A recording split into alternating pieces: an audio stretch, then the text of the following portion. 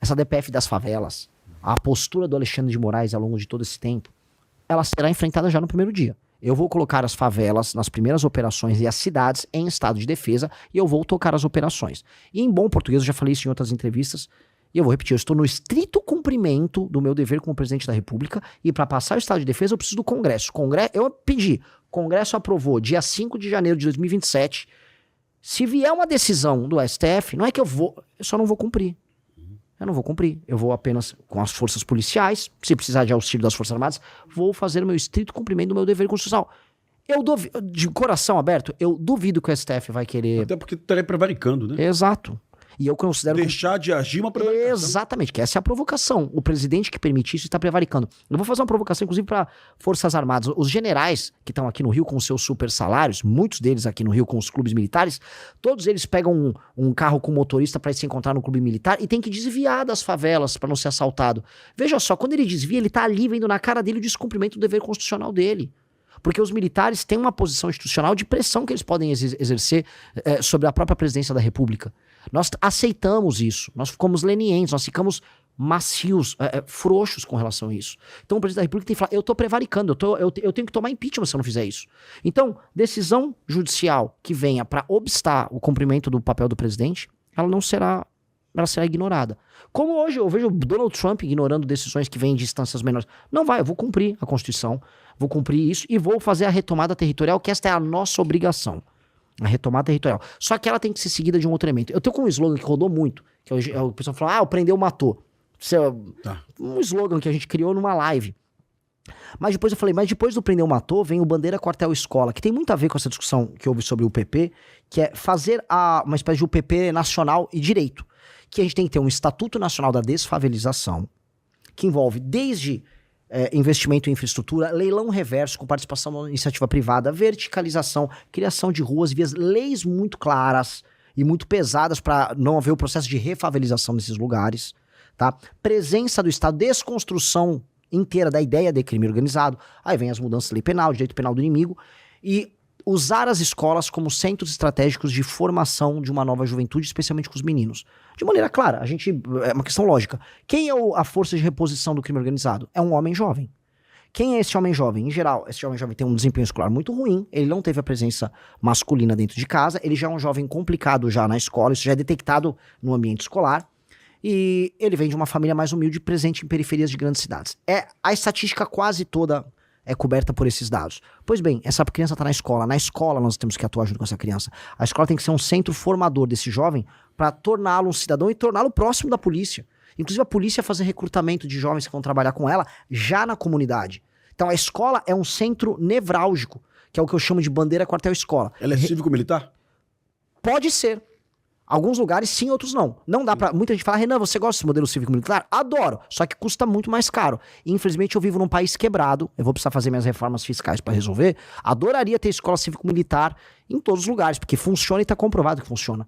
Dito isso, eu posso trazer disciplina e colocar parceria com a polícia em escolas que não são cívico-militar, que eu consigo equilibrar o melhor dos dois mundos. Mas em regiões que a gente retomou do crime organizado, as escolas serão cívico-militares. Precisam ser. Aquele jovem que hoje é cooptado pela narcocultura, ele tem que ser trazido à cultura brasileira e uma cultura com exemplo e com uma figura masculina, para dar exemplo. O professor de educação física, o policial que tá ali, exercícios físicos, aulas de reforço. Esse menino tem que ter um acompanhamento, que é ele que eu não vou deixar entrar pro crime. Se eu não deixo esse menino entrar pro crime, e não havendo mais a facção, a gente rompe o ciclo. Que é tentar fazer o que a UPP fez, agora de uma maneira nacional, que eu tô falando, o Estatuto Nacional da Desfavelização, com o segundo slogan que eu chamo de bandeira quartel-escola, tomei o território, bandeira nacional, ou seja, aquilo voltou a pertencer ao Estado brasileiro, quartel, as forças policiais vão montar um aparato logístico e operacional para manter o controle sobre aquilo, e a escola, a formação do jovem. Esta é a ideia da desfavelização nossa, pra gente romper esse ciclo, que é um processo que vai demorar 10 a 15 anos, para transformar o Brasil em um lugar, e as nossas cidades em lugares habitáveis. Olha, Renan, eu gosto tanto dessa ideia que, assim, eu sei que a gente nem sempre pode ter um Ministério das Cidades, mas o Ministério da Desfavelização seria uma coisa... mas esse é o meu... Seria uma política, né, acabar com essas condições subhumanas que a gente viaja pelo Brasil e você conheceu aí. Nós temos palafitas até hoje em muitas capitais do Nordeste, a gente vê palafitas, né? condições assim, de extrema miserabilidade. Temos a Rocinha no Rio de Janeiro, pouca gente sabe, 77 mil habitantes, mas a Rocinha ainda tem muita tuberculose. A Rocinha tem ruas tão profundas que o sol só bate meio-dia. 9 da manhã não bate sol, 2 da tarde não bate sol, né? Tu bota a mão na parede na Rocinha, a qualquer hora do dia, a parede está gelada, mesmo no verão. Então é deprimente você enxergar isso em pleno século XXI. Gostei da ideia. Cajueiro, mais pergunta? Tenho sim. Não, como é o Chau agora, né, irmão? Chau, eu já perguntei. Candidato, o senhor está falando de Ministério da Desfavelização. Eu, na polícia, estou com 31 anos. Eu lembro das favelas do Rio de Janeiro quando eu entrei e eu olho para as favelas hoje. Dito isso, obviamente elas cresceram, né? Não sei a ordem, mas cresceram muito. Chegaram a conurbar. Hoje a gente tem o que se convenciona chamar de complexo.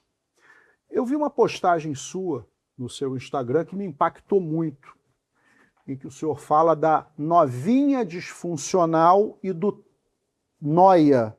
Noia aqui no Rio de Janeiro nós chamamos de tralha. Aí a gente tem o problema, porque vai ser acusado de ser aporofóbico, coisa que eu não sou. Mas a realidade é a seguinte, adianta criar um Ministério da Desfavelização se a gente não vai repensar as causas da favelização. E aqui eu vou lhe trazer um exemplo, que agora eu vou lá para a narcocultura. Eu trabalho na área de investigação e hoje o Rio de Janeiro tem uma demanda muito grande com tráfico de droga sintética, que é polo produtor, estão mandando muito através de aplicativo de entrega, e aí aquele negócio, usando dados de terceiro, como remetentes. Dia desse, eu com a investigação dessa em andamento, vou chamar ele hipoteticamente de Seu João. Seu João mora no complexo do Chapadão. O candidato não conhece, mas eu, Pimentel, Coronel Cajueiro, sabemos que para entrar no complexo do Chapadão é necessário uma mega operação com algumas centenas de policiais, carros blindados, helicópteros. Seu João é chamado e falou, meu filho, eu não sei de nada disso. Eu moro no Chapadão, sou porteiro no Leblon, minha mulher é diarista, e aí eu perguntei, porque a gente como polícia, né, a gente sempre pensa no pior, né? Quantos filhos o senhor tem? Porque a gente pensa no filho. E ele me falou que ele tinha 5 filhos, inclusive 2 deles, um de 14 e outro de 13, e aí entra a narcocultura. Então a primeira pergunta é, adianta criar o Ministério da Desfavelização se a gente não vai olhar para a causa do problema da favelização, que tem como consequência exatamente isso que eu vou lhe narrar. O seu João fala para mim, meu filho, eu ganho um salário mínimo e meio lá no Leblon. E de vez em quando faço servicinho para a madame, troco um chuveiro e tal. Ele, naquela realidade do Chapadão, ele, né, não está mal de vida, digamos assim. A mulher dele também trabalha como diarista na Zona Sul. Só que 2 desses filhos, um tem 14 e outro tem 13, é o que ele fala. Eu mando eles para a escola pública, em que eles, em tese, vão se formar, mas se transformam em analfabetos funcionais. E o símbolo de sucesso na vida para eles, quem é? É o pai, que trabalha como porteiro? Não. O símbolo de sucesso é o tralha, como, por exemplo, né, os citados aí, né, que nas suas músicas, eu tenho dificuldade para chamar isso de música, né, até porque elas não têm métrica. Eu, por exemplo, eu não gosto de música baiana. Eu não gosto do que a família Caymmi produziu, mas eu não vou dizer que não tem qualidade.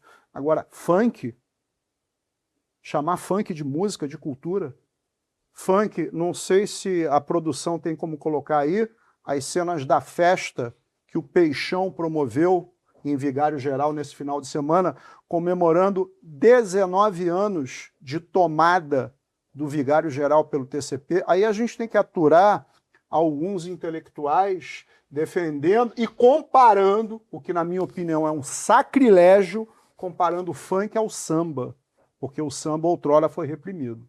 O funk hoje, ele é sim uma ferramenta da narcocultura, mas ele também é retrato exatamente dessa situação que a gente está vivendo. Esse é um baile funk em Vigário Geral, Eu suponho que sejam guitarras. O Coronel Cajueiro enxerga melhor do que eu. São guitarras ali, Fuzis, não são? fuzis. Infelizmente, Ah, fuzis. Guarda-chuvas, é. Infelizmente. Ah, tá. Aí a gente tem que ouvir que isso não é narcocultura. Queria saber exatamente, candidato, né, qual a relação de causa e consequência em cima daquilo que a gente falou, né? A novinha disfuncional, adorei isso, novinha disfuncional, e trazendo aqui para o Rio de Janeiro o Tralha. Tem vários deles aí.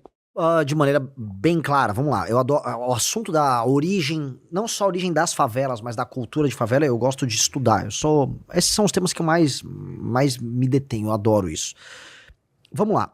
Naturalmente, para você ter um sistema de poder, você precisa de uma cultura que a justifique. Isso aqui, quem fala isso é o Karl Marx.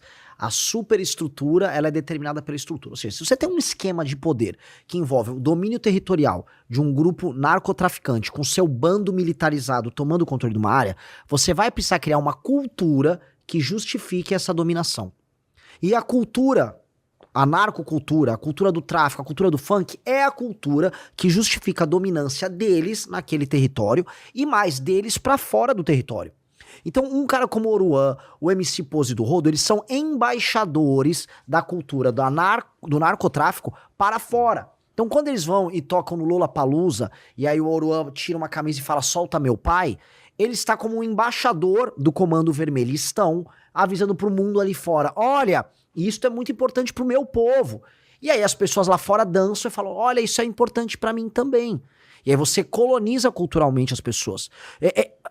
A estrutura saiu de uma questão meramente interna dentro das favelas, em que eles justificam o poder lá dentro e tem essas festas que a gente tá vendo aqui, para as pessoas do tal do asfalto, usando uma terminologia que é muito usada aqui no Rio, morro e asfalto, elas naturalizarem a existência do crime organizado sem morar nas favelas ou sem morar nos bairros controlados. E esse foi o estágio que o Brasil tá chegando de transformação em narco-estado. Pose do Rodo, Oruan, mas inúmeras outras figuras. É uma naturalização de um determinado modo de vida. Para destruir isso, são de duas maneiras. Você tem que destruir a estrutura e a superestrutura. E você vai precisar fazer um trabalho, entendendo que o Brasil vive em guerra, de proibição da cultura do funk. Aí você vai falar, o Renan quer censura. Aí vai aparecer o Caetano Veloso, o Chico Buarque falando, não, calma. Na Dinamarca, a grande democracia dinamarquesa, se eu fizer, vamos dizer, propaganda de determinadas facções, tem uma facção específica ali, eu vou preso, eu não posso divulgar, não posso sustentar isso. As democracias precisam se proteger disso. Se eu for fazer propaganda de um determinado grupo terrorista na França, eu vou ter problemas. As legislações das democracias protegem a democracia disso. A nossa democracia não se protege. O nazismo na Alemanha é um exemplo muito claro. Então, nós vamos precisar atuar entendendo que nós estamos em guerra. Estamos em guerra? Bom, temos número de morte policial com número de guerra. Morte de cidadãos civis com número de guerra. É guerra. As armas são de guerra? São. Então é guerra. Então você não vai ter música do seu inimigo tocando no seu território. Você não vai ter festas criando essa estrutura. Porque ela não é só no final de propaganda, também é de financiamento. Porque a lavagem do dinheiro também passa por essas festas. Pose do Rodo aqui no Rio, em São Paulo, MC Rian, que lavava dinheiro do PCC. Então, essa estrutura tá toda pronta. Agora, eu vou avançar um pouco na questão da favela, porque a favela tem um elemento que é muito interessante. De onde surgiram as favelas? Já havia favela no Rio. São Paulo, até os anos 50, não tinha favela. Tinha o tal do cortiço. As favelas surgiram porque você teve você tinha uma natalidade muito grande nos anos 40, 50, 60, 70, 80, e um processo de migração, especialmente da região Nordeste e de Minas Gerais, para as grandes capitais. Isso aconteceu em todos os lugares. Mesmo no Nordeste, uma pessoa do interior de Pernambuco ia para Recife, uma pessoa do interior do Ceará ia para Fortaleza. Essas pessoas, o Estado brasileiro, até os anos 70, ele tinha alguma capacidade de investimento em infraestrutura. Isso quebra ali na crise do petróleo, e quando vem a Constituição de 88, que aumenta muito o custeio com folha, e aumenta as despesas, que ela constitucionaliza saúde, educação, etc., o Estado não fica com dinheiro para investir. Então ele não investe em infraestrutura, e isso inclui infraestrutura de habitação. Então todas essas pessoas migraram para essas cidades, não tinha infraestrutura, surgem as favelas, o Estado não resolve a favela, e como ele não tinha condição de resolver nada, nem da educação, nem colocar segurança, nem habitação, nem saneamento básico, ele largou. E ao largar, surge essa cultura num lugar que está largado por tudo. Então o Estado, vamos colocar de maneira bem clara, especialmente dos anos 80 em diante, o Estado brasileiro larga a mão das favelas, e elas viram essas comunidades autônomas com cultura própria, linguagem própria, autoridade própria, as facções políticas, e economia própria, informal. Então, o que nós criamos, se a gente olhar direitinho, foi um Brasil paralelo dos anos 70 até hoje. Então é um país paralelo, que ele não obedece nada. O país, ele inclusive nem fala mais a nossa língua.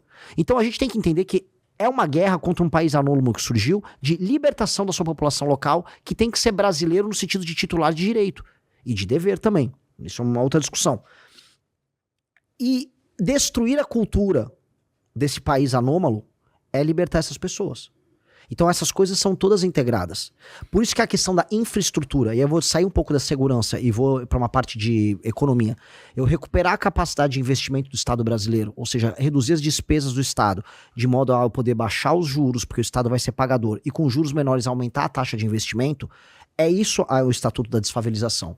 É de um lado recuperar a segurança, de outro recuperar a autoridade e a cultura, e de outro investir na infraestrutura. Eu preciso tornar aquele lugar no Brasil. A China passou o que o Brasil passou nos anos 60, 70, 80, isso nos anos 2000. Como? As pessoas saíram das províncias do interior e foram todos para a região leste, Xangai, aquela costa. A China falou, vai dar ruim, vai favelizar. E vai favelizar na casa dos, não digo bilhão, mas das centenas de milhões.